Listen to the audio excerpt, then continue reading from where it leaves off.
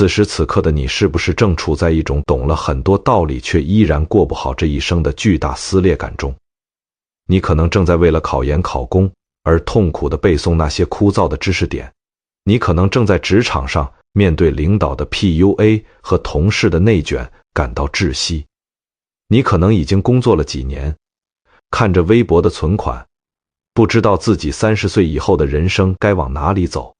别怕，这并不是你个人的问题，这是我们这个时代的时代病。我们生活在一个信息爆炸到变态的时代，你今天一天接收到的信息量可能比古代一个皇帝一辈子看到的还多。但问题恰恰出在这里，我们的大脑装满了各种各样的碎片化知识，像一个个 APP， 但我们唯独缺少一个强大的底层操作系统。当你没有一个底层的操作系统去调度这些信息时，你的大脑就会死机，你的精神就会内耗，你的行为就会变形。那么有没有这样一套底层操作系统？它历经了千百年的考验，被无数历史上顶级牛人反复验证过，并且能完美适配我们今天这个复杂多变的时代呢？答案是有。今天我要给你拆解一本中国古代的千古奇书，它全篇只有短短1700多个字。1700字是什么概念？可能还不如你这期视频文稿的1/10长。你每天刷的朋友圈字数加起来都比它多，但就是这区1700字，却被曾国藩奉为圭臬，被王阳明视为心学的基石。它是古代无数寒门学子实现阶层跃迁的武功秘籍，它叫《大学》。可能很多人一听到《大学》这2个字，本能就想划走，以为我要给你们上枯燥的语文课，或者以为我要讲什么高高在上的道德说教。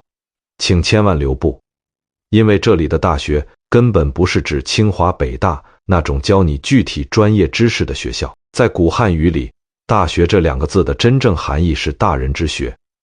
什么是大人？在古代，它指的是那些能够掌控自己命运进而影响他人，最终改变世界的人。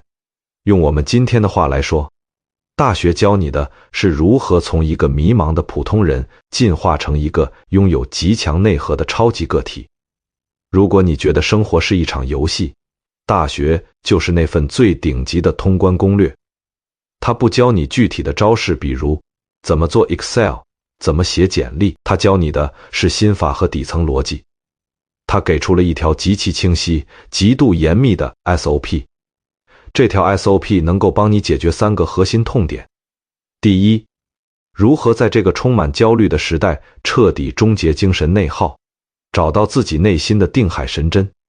第二，如何建立一套坚不可摧的个人认知体系，不再被外界的杂音割韭菜。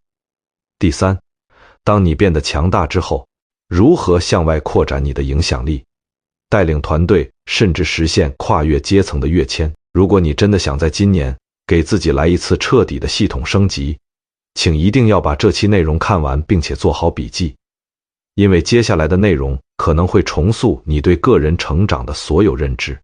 在正式拆解这套超级操作系统之前，我们必须先花2分钟了解一下这套系统的研发背景，这能帮你极大拉升认知格局，明白自己到底在学一个多牛的东西。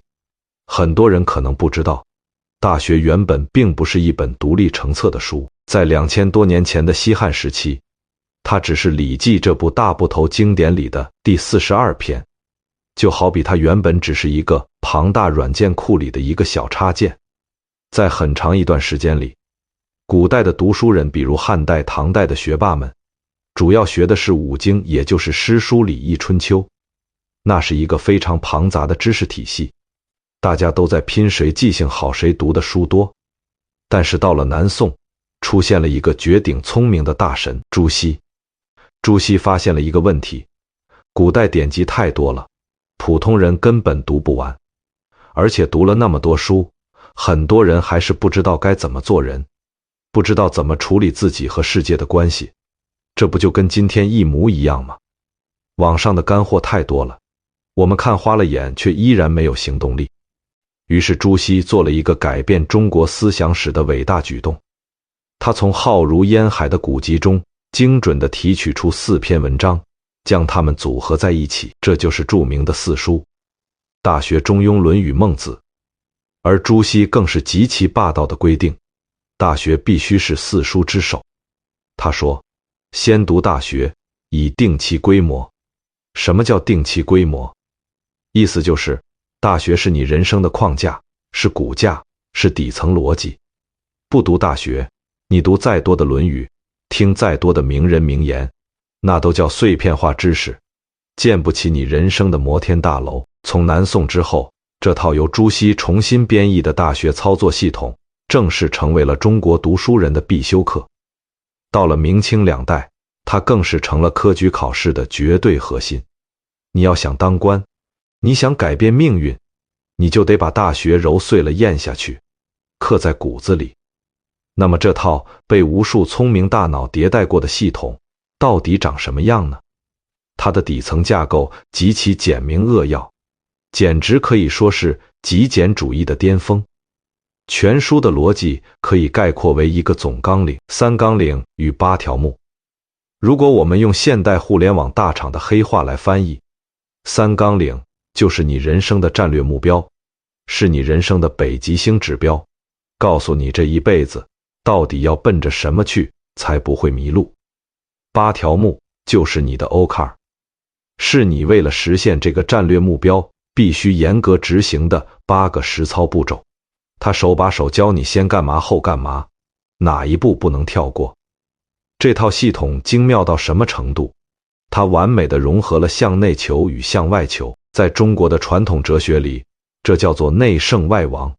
内圣就是向内修炼，搞定你自己的情绪、认知和内耗，把你变成一个内核极其稳定、无坚不摧的圣人。外王就是向外扩展。当你搞定了自己之后，你如何去管理团队，如何去搞事业，如何在这个残酷的现实世界里建功立业，成为王者。我们现代人最大的悲哀是什么？是很多人只想着外王，我想赚钱，我想当领导，我想受人尊重，但是他们跳过了内圣的步骤，没有花时间去建立自己稳定的认知和价值观。结果就是一旦遇到挫折，或者一旦得到了不匹配的财富，整个人就迅速崩溃翻车。而大学开篇就明明白白地告诉你，这是一条单行道，必须一步一步来。现在背景我们已经清楚了，我们的底层操作系统已经下载完毕，准备进入安装和拆解阶段。接下来我们将进入最硬核、最烧脑，但也绝对最能让你醍醐灌顶的部分，把3纲领和8条目逐一拆开，看看古人的智慧到底能怎样一针见血地解决你今天的职场焦虑和人生迷茫。准备好了吗？深呼吸。我们先来看你人生的3大终极 KPI 3纲领。朋友们，翻开大学的第1页，第1句话就直接王炸。大学之道，在明明德，在亲民，在止于至善。这就是我们刚才说的3纲领，也就是你人生的3大终极 KPI， 你的北极星指标。很多人一看到文言文就头疼，别急，我们现在就用现代人的视角，把这3句话翻译成一套个人操作系统的高级设置。你会发现，古人的智慧比现在市面上任何一本成功学都要高级得多。首先，第1个 KPI 叫明明德，这2个名字意思是不一样的。第2个明德是个名词，指的是每个人与生俱来的清澈光明的本性。用我们今天的话说，就是你最完美、毫无 bug 的出厂设置。而第1个明是动词，意思是去擦亮、去彰显。你可以把自己的心想象成一面镜子。你刚出生的时候，这面镜子是极其光洁明亮的，能够清晰地照出世界的本来面目。但是随着你长大，你步入社会，你的镜子上开始落满灰尘。这些灰尘是什么？是你对金钱的贪婪，是对同事升职的嫉妒，是害怕失败的恐惧，是被短视频和垃圾信息塞满的欲望。灰尘越来越厚，你的镜子就再也照不出真实的世界了。你看什么都是扭曲的，你的判断力开始疯狂下降，你开始内耗。所以明明德翻译成大白话就是，每天拿抹布把你心上那面满是灰尘的镜子重新擦亮。明代心学大师王阳明把这个境界玩到了极致，他提出过4个字，叫心外无理。什么意思？我们现代人遇到问题总喜欢向外求，我焦虑了就去看看心理医生，我迷茫了就去算塔罗牌看星座，我想赚钱就到处去问别人有没有风口。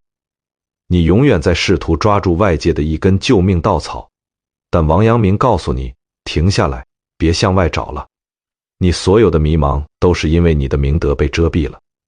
当你把内心的灰尘擦干净，当你不再被虚荣心和恐惧感绑架时，你内心的直觉和智慧自然会告诉你当下最正确的决定是什么。找回你的出场设置，建立不依赖于外界评价的绝对自信，这就是明德。当你擦亮了自己的镜子，你变成了一个清醒独立的人之后，你能一个人跑到深山老林里去修仙吗？当然不能。大学的底层逻辑是入世的，是教你如何在现实世界里打怪升级的。所以这就来到了你的第2个 KPI， 亲民。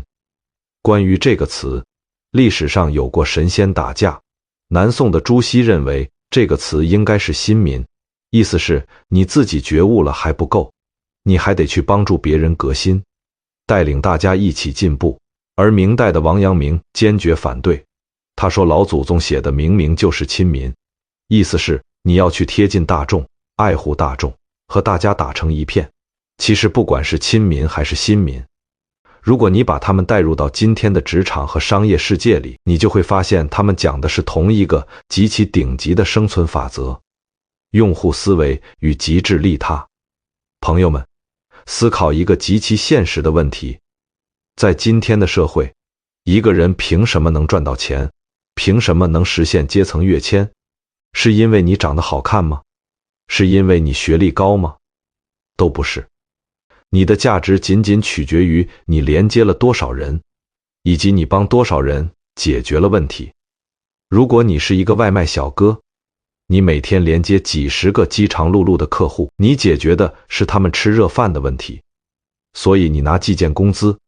如果你是一个产品经理，你设计的一款软件连接了几十万用户，你解决了他们的效率问题，所以你拿高薪加期权。如果你是马斯克，你连接了全人类对未来的渴望，你解决的是人类成为多行星物种的问题，所以你是世界首富。这就叫亲民与新民。在职场上，不要做一个只顾自己的孤岛，去亲近你的客户，去革新你团队的效率。当你把利他做到极致的时候，你就会发现利己只是一个顺带的必然结果。如果说前面2个 KPI 教你的是做什么，那么第3个 KPI 止于至善教你的就是怎么做。这也是整个3纲领里最能治愈我们现代人精神内耗的一句话。什么是止于至善？字面意思是要达到最完美的境界才停止，但这里面隐藏着一个极其深刻的前提，也是被大多数人忽略的2个字：知止。大学里有一段堪称中国古代认知行为疗法巅峰的金句，我建议所有现在正处于焦虑期的朋友把它设为你手机壁纸。原话是这样说的：知止而后有定，定而后能静，静而后能安，安而后能虑，虑而后能得。短短20个字，给出了一个完美破除焦虑的5步执行法。我们倒过来看，今天我们都想搞到钱，想得到好工作，想得到神仙爱情，但为什么你得不到？因为你没有虑，也就是无法深入思考。为什么无法深入思考？因为你不安。为什么不安？因为你不静。为什么不静？因为你没有定。那最根本的原因是什么呢？因为你不知止。什么叫知止？就是知道你的终点在哪里，知道你的底线在哪里。知道你什么时候该停下来。想想看，现代人为什么这么痛苦？因为我们在朋友圈里看到别人25岁年入100万，我们焦虑了；在小红书上看到别人30岁全款拿下大平层，我们又崩溃了。我们在无休止的和全网的幸存者偏差做比较，我们的欲望没有边界，我们根本不知道自己到底想要什么，这就叫不知止。不知止，你就永远在追赶别人的影子，你的动作必然变形，你最终什么都得不到。真正的聪明人都是顶级的老实人，他们懂得知止，懂得极致的长期主义。晚清名臣曾国藩在打太平天国的时候，面对极其凶猛的敌人，他用的战术只有6个字：结硬寨，打呆仗。他从来不想着出奇制胜，每到一个地方，第一件事就是挖壕沟、筑高墙，先把自己保护好，然后安安静静地等敌人来犯，仔细观察敌人的弱点，最后再一举歼灭。再看看现代的商业巨头，字节跳动的核心价值观里有一条叫延迟满足感，不要贪图今天的一点点小利，不要被短期的诱惑带偏节奏，死死盯住你10年后、20年后的那个至善的终点，然后一步一个脚印地走过去。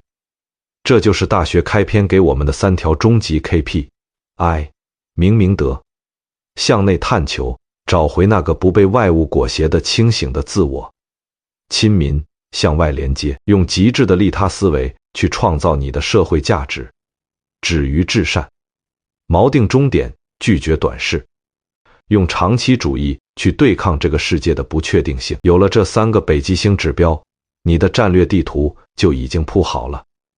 但是光有战略还不行，路还得一步一步走。接下来我们将进入全篇最干货、最硬核的实操部分。如果你现在正面临着拖延症、情绪失控、执行力差的问题，请一定要竖起耳朵。我们要拆解大学的8条目，看看古人是如何通过8个具体的步骤完成自我重装系统的。朋友们，如果说前面的3纲领是人生的地图，那么接下来我们要讲的8条目就是你脚下时时开出的路。大学给出的这8个步骤分别是格物、致知、诚意、正心、修身、齐家、治国、平天下。这是一个极其严密的递进系统。前4个步骤是向内求，古人称之为内圣；后4个步骤是向外求，称之为外王。今天我们重点拆解前4个步骤，因为对于现代人来说，所有的职场失败、中年危机、阶层焦虑，本质上都是因为你内修的这4个齿轮卡死了。一旦这4个内部齿轮转不动，你外面做的所有努力，比如加班、社交、考证，都只是在空转，除了消耗你的生命，毫无意义。首先，我们来看前2个动作：格物与致知。这2个词在历史上简直被炒翻了天。最有名的故事莫过于年少气盛的王阳明。当时的王阳明笃信朱熹的教导，认为格物就是去研究万事万物背后的道理。于是他对着一颗竹子隔了7天7夜，试图悟出竹子的理，结果理没悟出来，整个人却病倒了。这就是著名的阳明革竹。后来王阳明悟了，理不在竹子里，而在我心里，但那是后话。咱们今天不讲玄学，如果用现代科学思维来翻译格物和致知，其实是2件事。格物就是通过实践洞察客观世界的底层规律，致知就是在洞察规律的基础上建立自己的认知体系。大家发现没有，我们现代人最缺的就是这2点。我们每天刷短视频，看碎片化信息，那不叫格物，那叫被喂食。你看到的都是别人咀嚼过的残渣。真正的格物是马斯克推崇的第一性原理。比如你想创业，你不去盲目跟风开奶茶店，而是去革商业的本质、流量、转化率、供应链、用户心智。你把这些底层的物格清楚了，你才能致知，才能形成一套在这个行业里立足的认知。为什么你总是被割韭菜？因为你没有格物，你只看到了月入10万的诱惑，却没看到背后的风险模型和概率分布。没有格物支撑的致知都是空中楼阁。只有当你真正深入底层逻辑，你的认知才会觉醒，你才能从信息茧房里杀出来。当你的认知觉醒了，你是不是就能马上起飞了？不，你会遇到人生中最大的敌人，你自己。这就是第3步，诚意。大学里对诚意的解释极度精彩，只有4个字：无自欺也。他举了一个非常有生活气息的例子，如恶臭，如好色。你讨厌难闻的气味，那是本能；你喜欢美好的事物，那也是本能。诚意就是让你的意志和你的本能，你的行动完全统一，不自欺欺人。来，我们现场做个心理测试，看看有多少人是意不成的。你嘴上说要减肥，手里却点开了炸鸡外卖，还对自己说吃饱了才有力气减，这叫意不成。你坐在书桌前摊开书本拍照发朋友圈，然后刷了2个小时手机，最后心安理得地觉得自己学习了一整天，这叫意不成。你在工作中对方案极度不满，但为了怕麻烦怕得罪人，嘴上说挺好的，结果在背后疯狂吐槽，这还是意不成。意不成是精神内耗的总根源。当你明明知道该做什么，却因为贪婪或恐惧而做了相反的事时，你的大脑会产生一种剧烈的认知失调。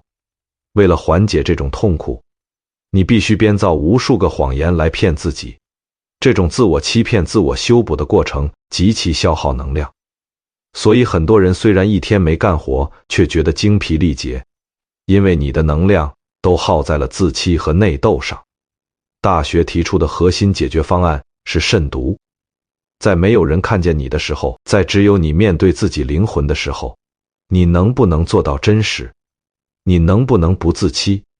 当你做到了诚意，你的心力和执行力会瞬间爆发，因为你不需要再花能量去圆滑。你的意识和行动像激光一样聚拢，无坚不摧，搞定了意志，最后一步是正心。如果说诚意是引擎，那么正心就是方向盘。大学里说，如果你的心有所愤慨，有所恐惧，有所好乐，有所忧患，那么你的心就不正了。翻译成现代心理学，这叫情绪偏见。我们的心就像一台精密相机，但情绪就是那些劣质的滤镜。当你愤怒时，你看周围的人都是敌对的，你做出的决策通常是毁灭性的。当你恐惧时，你看到的都是风险，你会错失所有改变命运的机会。当你过度沉溺于享乐时，你看不见逼近的危机。大学有一句名言，心不在焉，视而不见，听而不闻，食而不知其味。这就是心不正的状态。你虽然在场，但你的心被情绪牵走了。你以为你在思考，其实你只是在被情绪牵着鼻子走。正心不是要你变成没有感情的机器人，而是要你学会观察情绪，但不被情绪定义。比如在职场上，领导骂了你一顿，心不正的人会陷入愤怒或忧患，觉得他凭什么针对我，或者我要失业了，然后一整天魂不守舍，活干得更烂。正心的人会把情绪剥离掉，他会像格物一样去格这件事。他骂的对不对？如果对，我怎么改？如果不对，那是他的情绪问题，与我无关。当你的心是正的，你眼中的世界就是高清且真实的。你不会被 PUA， 不会被焦虑带偏，你的决策会变得极度冷静且高效。好，让我们把这4个步骤串起来看。格物致知解决的是知的问题，让你看清规律，不当韭菜，建立底层逻辑。诚意解决的是行的问题，让你不再内耗，知行合一，爆发执行力。正心解决的是态的问题，让你情绪稳定，拆掉滤镜，保持冷静决策。这4个动作加在一起，就完成了你作为大人的第一次迭代。修身此时的你，已经不再是一个会被短视频洗脑，会被情绪左右，会一边刷手机一边焦虑的普通人。你已经打造成了一个内核稳定的超级个体。但是中国哲学的伟大之处在于，它从不主张你做一个自私的隐士。如果你变得这么牛，却只用来让自己过得舒服，那不叫大人。接下来，我们将进入向外扩张的外王阶段，齐家、治国、平天下。千万不要用古代的封建思想去死板地理解这7个字。在今天，它们代表着一个人向外扩张影响力的3个维度的跃迁。古代的家不是现在的3口之家，而是一个庞大的家族。在现代，齐家指的就是管理好你的核心团队，你的初创合伙人，或者你所在的部门小圈子。很多人在职场上业务能力很强，但一当上主管就完蛋，团队被带得乌烟瘴气。为什么？大学里一针见血地指出了病根。所谓齐其家，在修其身者，人知其所亲爱而辟焉，知其所见恶而辟焉，知其所畏敬而辟焉，知其所哀矜而辟焉，知其所傲惰而辟焉。什么意思？人一旦有了权力，哪怕只是个小组长，都极其容易犯一个致命错误：偏心。你对自己喜欢的人盲目偏袒，对讨厌的人百般挑剔，对害怕的人疯狂妥协，这就叫辟。一个没有经历过诚意正心的人来带团队，必然是凭情绪做事，团队必然离心离德。而一个真正修过身的大佬是怎么齐家的？他没有私人情绪的滤镜，他不玩虚伪的套路，他能洞察业务的本质，他不需要靠发脾气来建立威信，他只要往那里一站，团队就知道什么叫公平，什么叫跟着他有肉吃。齐家的核心是把你的个人修为转化为团队对你的绝对信任。如果齐家是带10几个人的小团队，那治国就是管理一家几百上千人的公司，或者负责一条庞大复杂的业务线。到了这个体量，你已经不可能叫得出每一个员工的名字了。靠兄弟情谊，靠个人魅力那一套已经玩不转了。大学讲治国核心讲了什么？讲了节用而爱人。这放在企业管理里，就是极致的资源分配效率和人才管理。作为公司的掌舵人，你不能再凭个人喜好去奖励谁惩罚谁，你必须建立一套赏罚分明、科学合理的制度，让每一个员工都在这套系统里得到公平的回报，这就是治国。而最高的境界，平天下，在古代是帝王的终极梦想，在今天的大商业语境下，平天下就是成为行业领袖，甚至成为改变世界进程的超级巨头。当一个人的修为达到了极高境界，他的企业就不再是为了赚钱而存在。乔布斯的平天下是用极简和美的产品理念改变了全人类的沟通方式。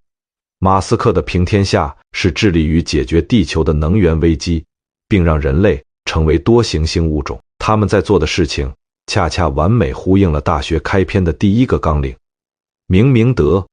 他们用自己的产品擦亮了全人类的明德，拓展了人类的认知边界。